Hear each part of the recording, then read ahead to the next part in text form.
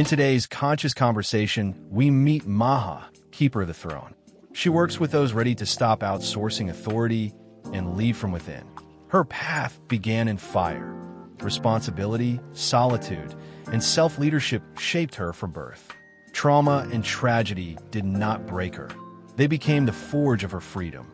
Through deep spiritual inquiry and lived initiation, she discovered how fire destroys and rebuilds. What once threatened to ravage her became the force with which she built an inner temple and an outer compass. Now she stands at the threshold, guiding those who are ready to reclaim their power, heal the past, and embody their true lineage. She does not lead from above. She waits until you are willing to stand within yourself. This path is for those who were never meant to fit in, but to remember, your throne is not given, it is claimed.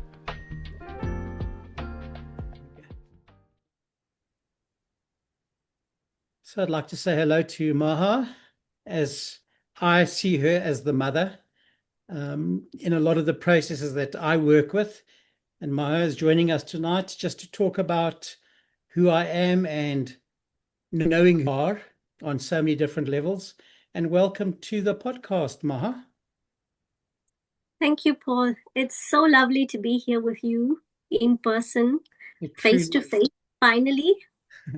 And I think you and I have walked a long path together, so I appreciate this opportunity for us to share our process and our understanding of the way things could be or potentially would be, whatever that's going to unfold for us tonight. Let's start off by asking one question. Who are you? Who am I? That's a big and loaded question.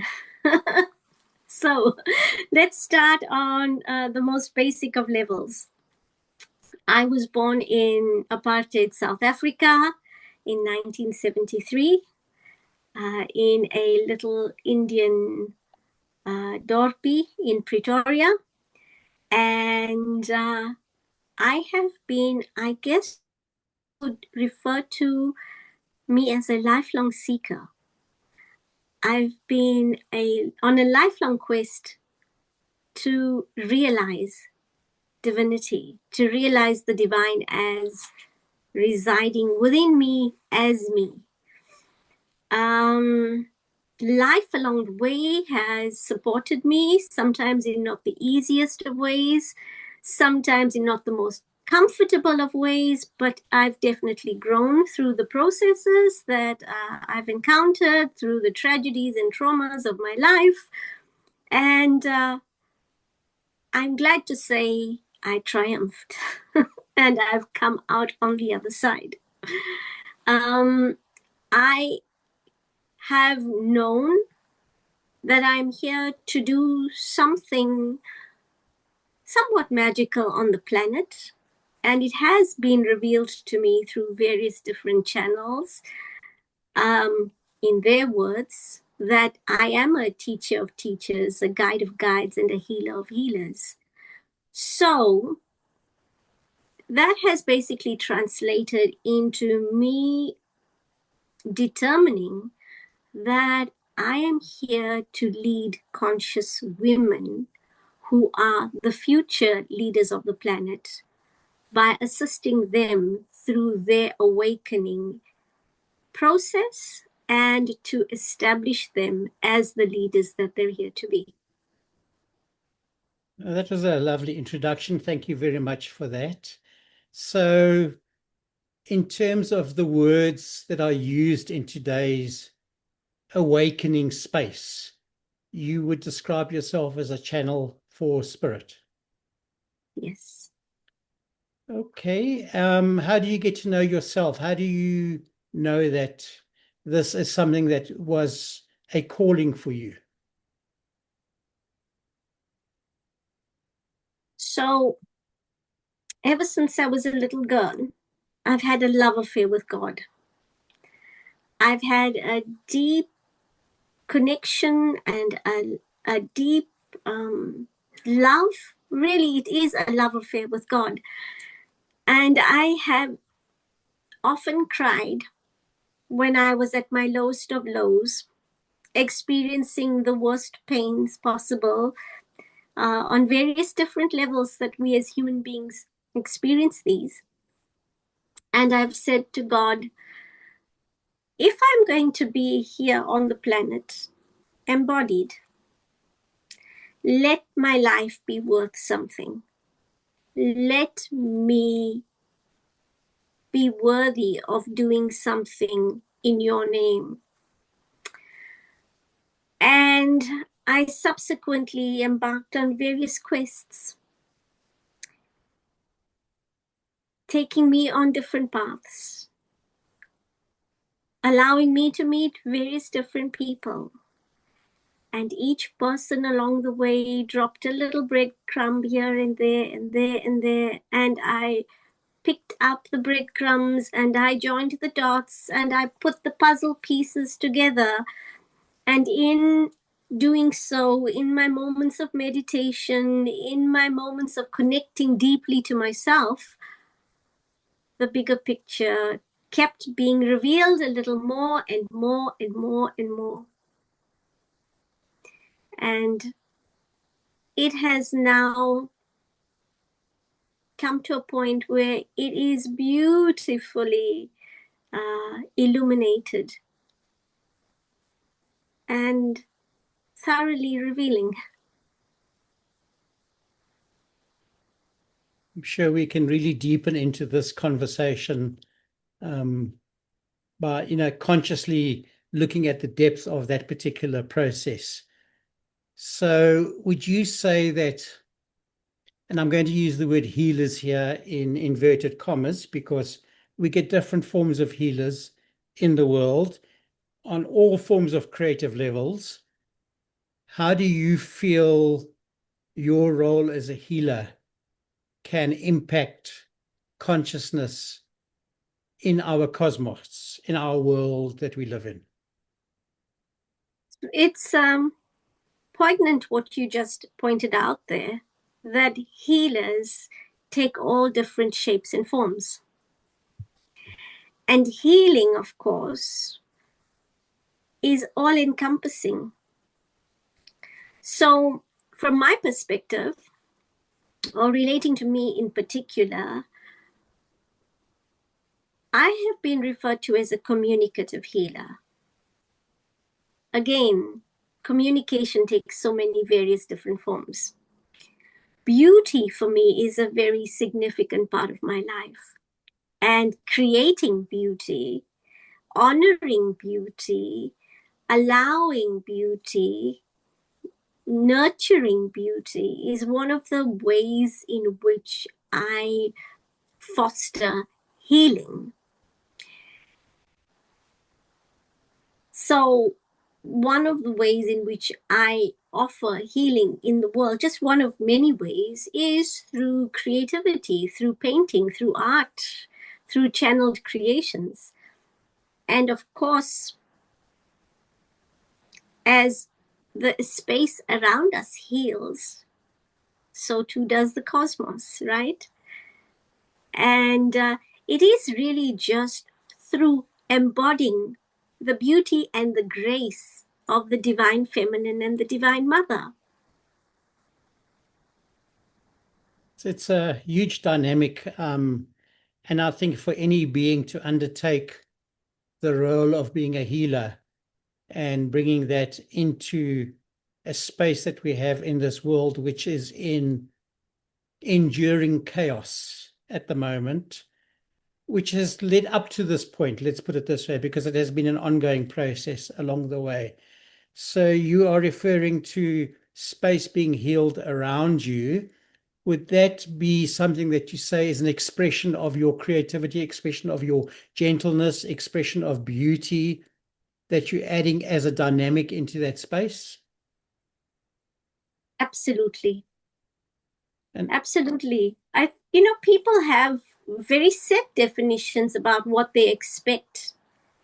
And yet when we naturally allow the energy of who we are to translate into something tangible, and we plant that out there, there's a blossoming that takes place. And there's then that nurturing and that healing that happens through that space of blossoming. I've seen some of the mandala work that you do and some of that beautiful artwork, which for me is very Indian inspired, because of your background. And well, it's not just physical DNA. I mean, there's far more involved than one's physicality. Where did you draw that from in terms of expressing it on? It's a mosaic for me of rich energy that you are producing and creating. Yes. So what specifically would you like me to elaborate on that? Well, the inspiration for the beauty, because as you are creating it, you obviously are filling up space and you're giving that to somebody or sharing that energy with somebody who you may be working with at any one particular point for them to appreciate their own beauty. Do you think that's like a mirror for you?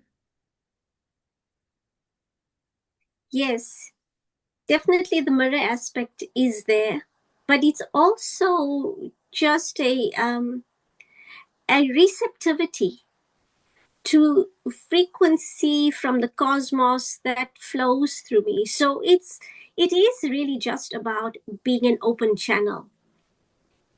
And that is the inspiration that allows then these hands to naturally, without thought, without a predetermined agenda, flow and create the shapes and forms on the canvas. It's really about me being a blank canvas so that I can deliver onto the canvas what the Divine Mother desires for me to channel forth from her. And of course, you're placing a lot of sacredness and imagery into your art creation and to your form of beauty, which you are expressing. How do you see those? Do they come to you in an image or in a feeling? Sometimes I have some idea within me of an idea image-wise, but the interesting thing is when I sit down to translate that from the idea into what is delivered, what actually gets delivered looks a little different to how I had it in my head. It creates itself exactly the way it desires to and not the way I want it to look, which always fascinates me. Well, it's like a work in art. It just keeps altering to its highest potential Exactly. as one goes along. It has a life of its own.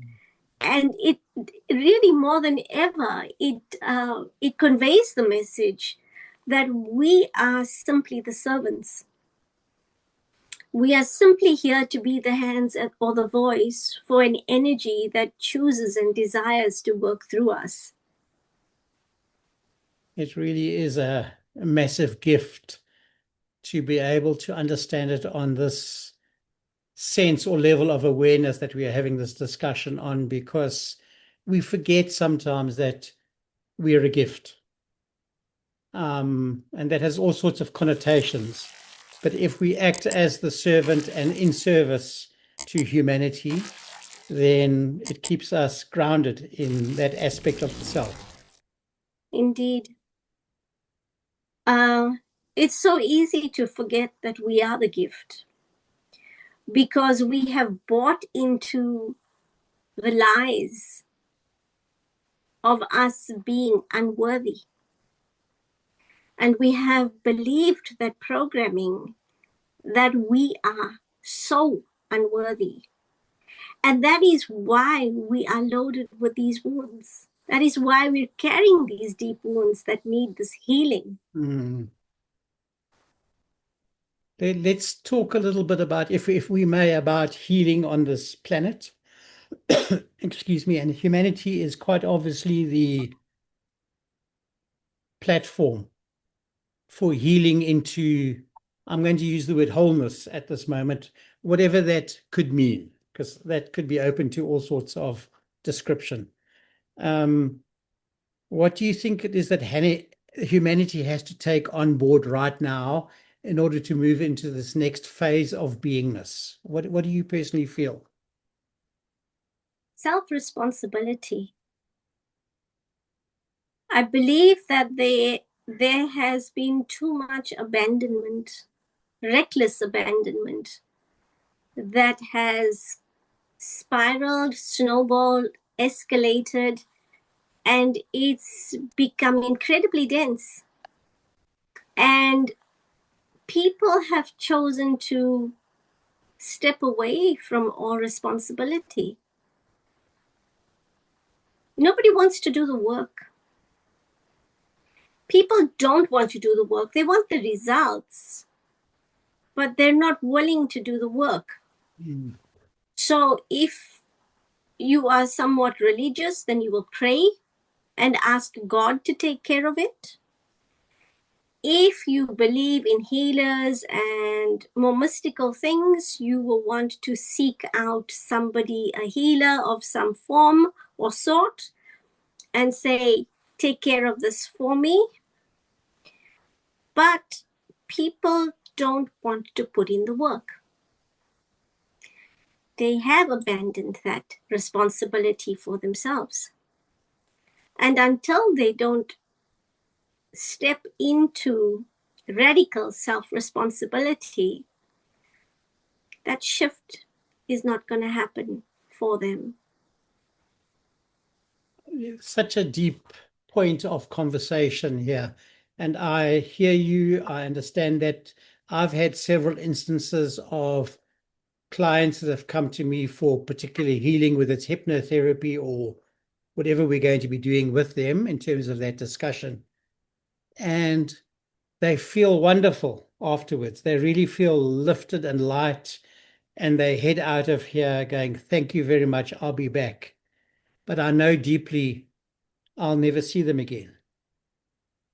Because what happens after that opens up a whole new board game for them to have to look at. And they have to look at aspects of themselves which have been abandoned, which are calling out, it's the shadow, which is saying, I'm here, but they're going, no, I'm fine, I'm healed. And they're not able, willing, wanting to do the work that needs to be done for themselves, not in terms of what I'm telling them to do, but in terms of what they need to do for themselves, which is honor the journey that unfolds within them. That is the process that I like to work towards, just giving them that conscious understanding of you have work to do. And it's easy to deny it, very easy to deny it. It sounds like you're having the same experience at some parts of the process. Always. For as long as I've done this work, which is several decades now, I have encountered wonderful, amazing human beings who I love dearly. For humanity is, after all, an expression of divinity. But on their individuated levels, they refuse to take responsibility for stepping to the next level. Great people, but just maybe too lazy, maybe just not dedicated enough, maybe not committed enough, maybe too casual about things. Whatever the reasons might be, numerous they are. But yeah, that has been a common theme in my experience as well. From what I've seen, I mean, there's two things that go on, is that everybody has their own time, whether it's this birth or the next birth, or however that's going to happen along the way. But also I'm seeing the structure and imprint of belief systems are so deeply ingrained in the human psyche that in order for them to shift it, they have to let go of every bit of their identity that has been built up over whatever time they've been around. And this takes us to the subject, I think, of know who you are. Yes. Yes. Before we get to that, though, I have found sometimes, if the time is right, like you say, Life does that for us. Life will drag you down into the place and space where you're broken. And when you're broken, then if you're lucky enough to be broken, then you will say, okay, that's it. I'm at a point of no return. I have to let go. I have to surrender. And I have to rebuild myself as a whole new person, free from the old programming that kept me down. Yeah, I see identity is so strong in different cultures and different continents and different peoples. They all have very specific identity formed around their belief of who they are. Mm. And we were talking earlier about that process, within some of the familial structures and things like that, how that's all somebody has is just that belief system on this is who I am, take it or leave it. Yeah. But meantime, it's not working for them because they are unhappy. This is true. The question is, well, when are you going to let go of that for yourself? Because from my process, you can't keep feeding into it, but you also can't keep fighting it for somebody else the whole time. It's got to be a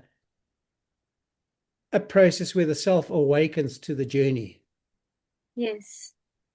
But then I also go, imagine if the entire bit of humanity all woke up at once and just rode the same roller coaster all the way through, we wouldn't have any differences to actually reflect upon. Well, that's it, eh? And that goes back to the old story of why there is so much variety on the planet in terms of color of our skin, our belief systems, our cultures, our structural setups, all of that. Commonly, they say variety is the spice of life. And that's what makes the world interesting and fascinating. It's all of these different understandings. Uniformity would kill us. It is these different perspectives that makes this planet exciting and interesting. But it's about finding the balance and not getting caught up in programs and beliefs and structures that hold us back and keep us down. And I think also about recognizing what those aspects of life are, because we are definitely seeing every structure which is holding us back from our full awakening as a human. May I use the word race, as a human process? I mean, it's just fascinating the potential that can unfold within humanity. Yes. And yet many do not see it. Many will, but many will not. So, who opens the door? What door do you walk through? Or do you swap it just for another set of belief systems? Yeah, many people do exactly that. They swap one for another. And there isn't any real progress that unfolds ultimately. I know they mistake the swapping of one set of belief systems or structures for another as an awakening process. And it's lovely to see the joy and the happiness and the love they have within themselves. But it's not a process that can continue because the reality of a belief system is limited. And our human consciousness and awakening process is completely unlimited. I mean, what do you reach for? All we have is today. All we have is this moment of realizing where we are and who we are and keeping that building. This is true. The eternal now moment.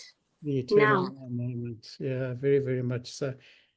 So I've just created a dynamic of a recording called the understanding of light and shadow, and how many people vie away from the shadow side because they see it as a negative instead of a tool to move into a more enlightened state of being.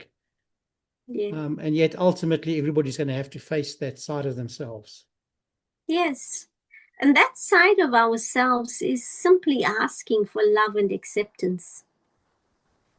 That's all. It truly is. You can see that spread across the entire planet in political terms of belief systems that are being taught and shared and imprinted on such a deep, deep level across gender, across people. Just, I mean, where does it not imprint? And unless one is consciously aware of what is happening, it's easy to bite into it as a truth or a reality. Yes. Yeah. And most people bite into it.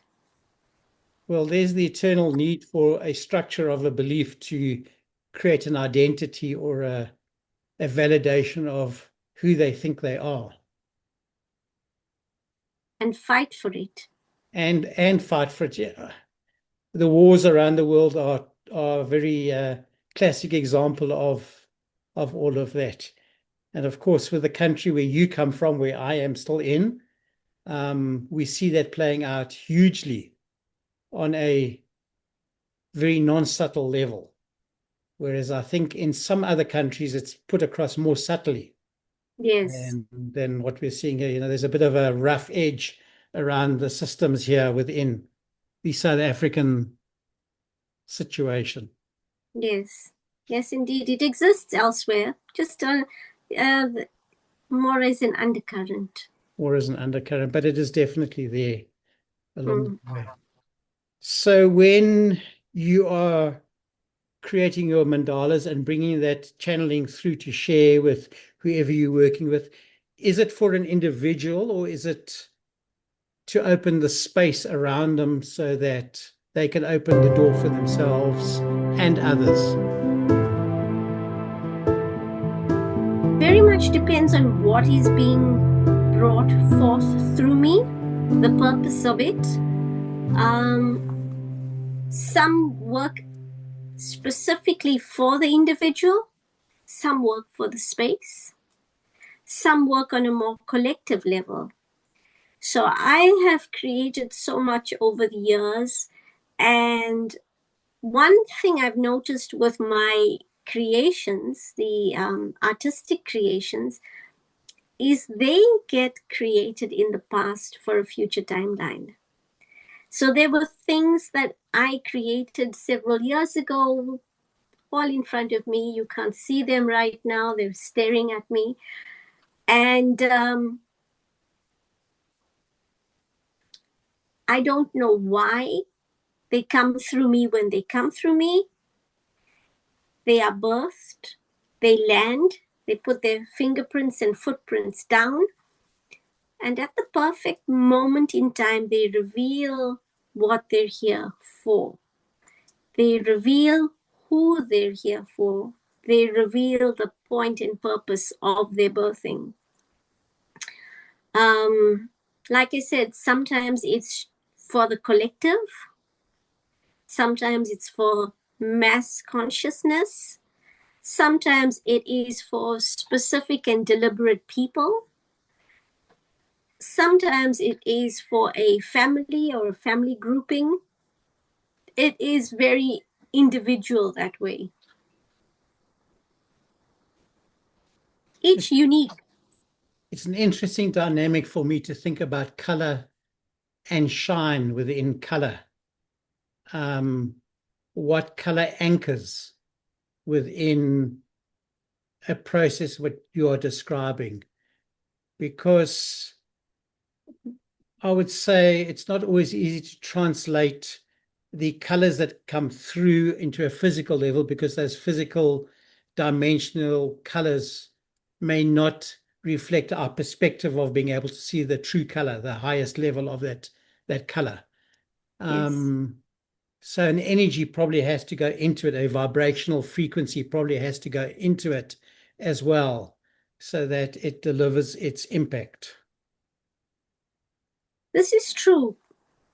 Of course, on on Earth, we're not going to get the full cosmic color spectrum. And then also, I have to work with what tools are available to me. So, for example, if it is a particular tone of gold that I don't have, I would have to use a color or tone of gold that I do have. Right. But the energy flowing through me will shift the frequency and fill in the gaps so that the exact vibration is embedded and encoded into what is coming through, what working with what we have, if I can put it that way. I understand that. I truly do, and I'm appreciating how you're sharing that. So just to share on that particular process, I wrote a book a while back on merging the masculine and feminine to create a divine expression of self. But that came to me in one of those flash realizations of write this book. Mm-hmm. And it took me hundreds of hours of research and trying to work at it to put it into terms that could be physically described. Yeah. Only to find when I reread the book after I'd published it that it was far different to what I had imagined it.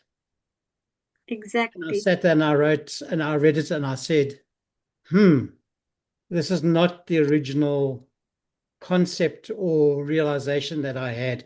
It had added multiple layers Mm-hmm. to the process. And I only realized that after the fact, after the book had been published. Yes. We have to give to that gift of the ability to be the doorway or be the channel or be the process that allows that.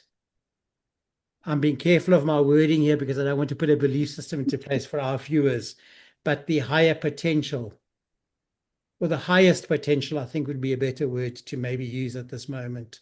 The highest potential to express itself. Yes. It is all such a mystery. And it really lays itself out the way it wants to. Do you think there's such a thing as truth? I think truth is layered.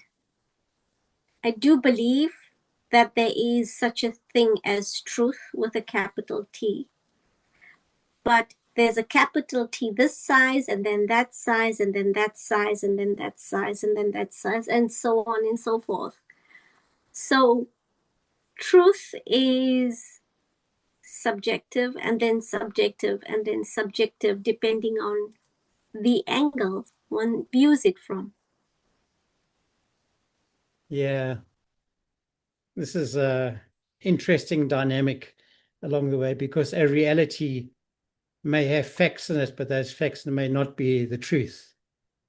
And that's the dynamic that's going on. Do you feel that humans who are in their state of awakening into their highest potential to join infinite expression, do you think that they know what their truth is? In that moment, they believe they know what their truth is. Because truth shifts, doesn't it, depending on where we are. Our perspective at that moment, Precisely. Yeah. Depending on the vantage point.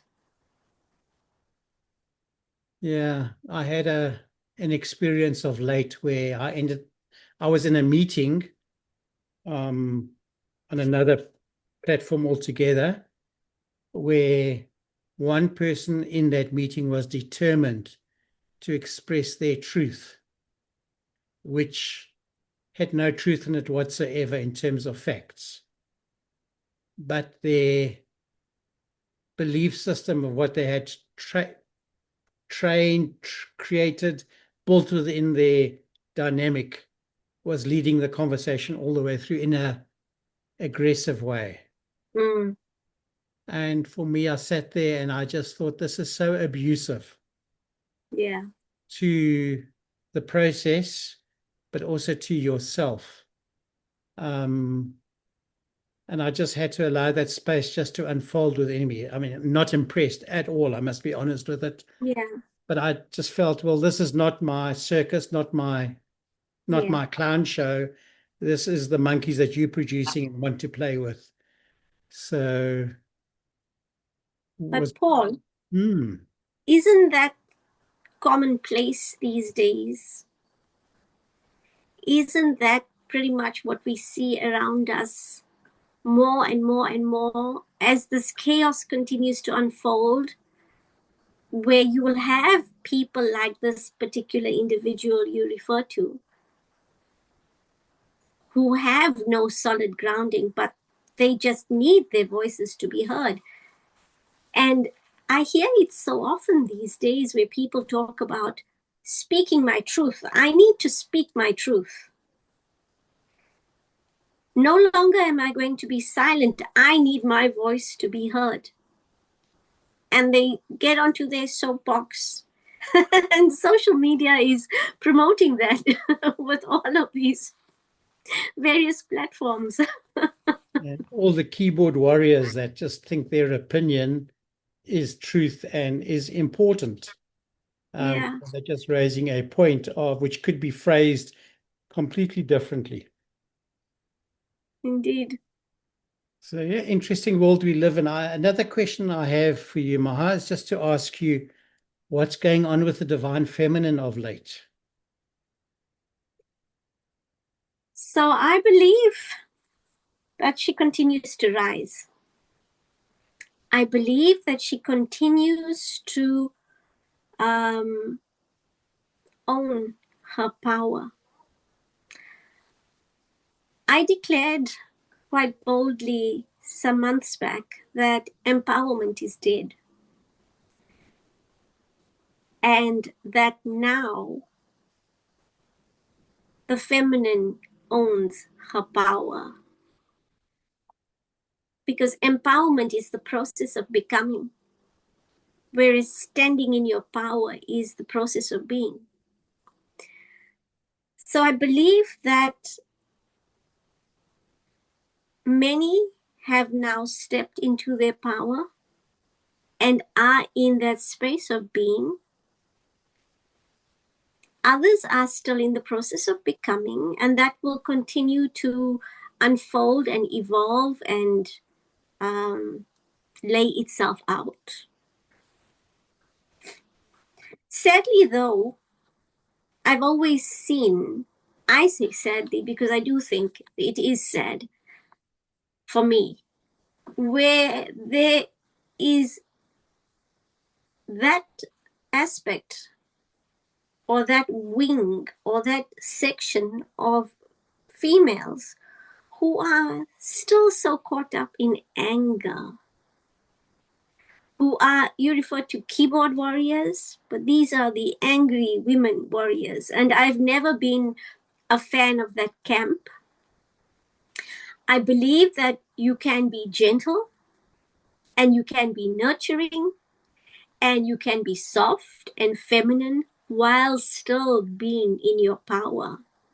You don't need to scream hatred to the masculine. You don't need to want to rip the masculine apart and be enraged about the patriarchal times and the patriarchal history and the patriarchal past to prove that you are feminine and cheering on the rising of the feminine. So in terms of what's going on with the feminine, I would like to believe that those who are the purest of the pure, who are the innocents, who are empowered through the beauty of the Divine Mother, are now in their power to hold space and to assist with the rising up that is unfolding. Do you think innocence as a quality is a choice that needs to be adopted? Yes, absolutely. Okay, so I do believe so. I'm saying this innocence as being the opposite of naive. Yeah. Yeah. I mean, naive is not a quality that any female should want to be, or any human should want to be. Naive is somewhat foolish, isn't it? Very much so. Yeah, it means one hasn't really been learning what's been going on. No, exactly. That everything's sort of like just gone over the top, and you've sort of missed the boat there, right? And innocence is actually a response and not a reaction. Yes, exactly. Yes. Innocence is the nature of the Divine Mother.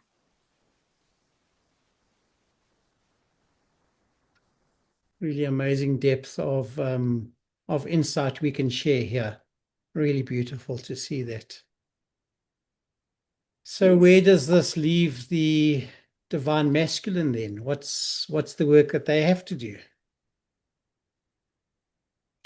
I believe the Divine Masculine is here to support this new way forward, to bow down and to serve and to honor and to facilitate and to applaud and to encourage Right. and stand by. Stand by their goddess. Exactly. Exactly. Watch, protect, allow, enrich. Such very powerful words that we have there with, I think, some deep meaning of what relationship with the self can be. And that relationship then extends to others. Exactly. And ultimately, I mean, the feminine, masculine are within us. So what you say there about relationship with self is so spot on. Because Really, it is about blending those aspects within us. very, very much so. The last little while, and years and time doesn't matter, the last little while has really been conscious process of working with that dynamic.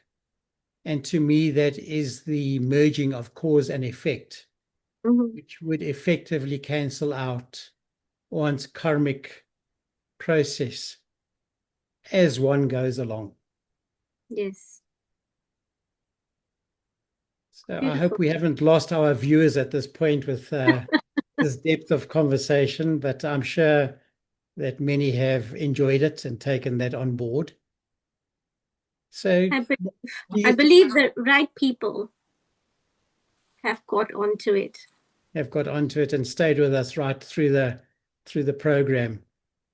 So do you think we've described this know thyself scenario today? I think we touched on it because it's such a loaded container with so much to delve into, to dive into, to explore. So I think we've touched on it, but I think we've touched on it beautifully. I really think so too.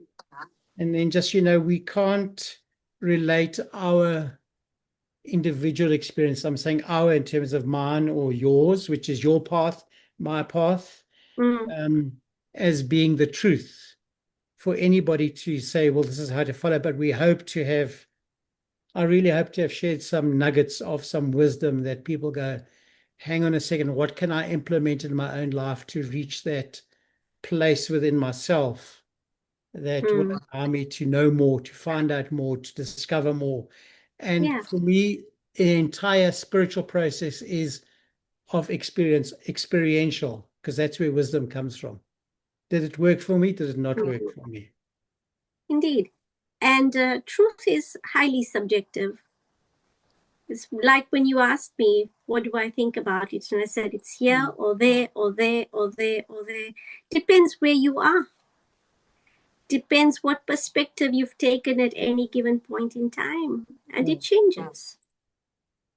Well, I hope our viewers also decide to provide a few comments for us to delve into once the video is up and published, and give us some of their insight and share their journey and their pathway, which is individual but always infinite expression on every level. Absolutely.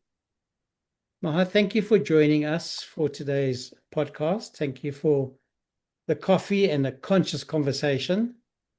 We will put your contact details either in the comments or on this video so that people can also just connect with you and say, hi, I saw you there, and tell me more, and just get to work with you for a while, because it's a rich and rewarding process that I can encourage anyone who's in their stages of awakening or stages of spiritual evolution to just grab hold of and enjoy and get into.